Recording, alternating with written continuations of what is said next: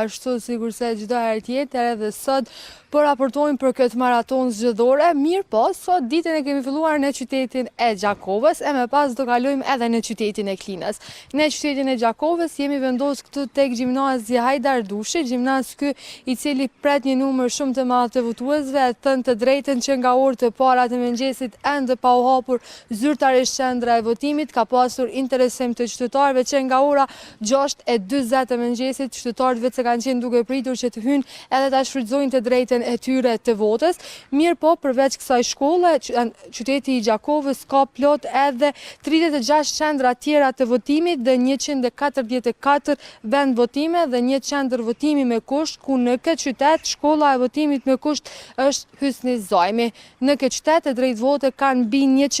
118.000 qytetarë ku do të shfrytëzojnë të drejtën e votës deri sot në orën 19, atëherë ku edhe zyrtarisht mbyllen të gjitha qendrat e votimit. Deri me tani sa kemi qëndruar këtu, procesi zgjedhor është hapur thuajse para 23 minutave dhe po ka pasur interesim të madh të qytetarëve që të votojnë dhe ka pasur qytetarë që deri me tash kanë shfrytëzuar të drejtën e votës. Po ashtu nga kjo komunë vije edhe një herë kandidati për kryeministër të vendit Ardian Gjini, pra nga Aleanca për Ardhmërinë e Kosovës, një herë edhe kryetari i kësaj komune. Ne padyshim që do të lajmërohemi si nga Gjakova, Klina e Istogë për të sjellë të gjitha detajet e fundit në këtë maraton zgjedhore drejt për drejtin e ekranit të TV1.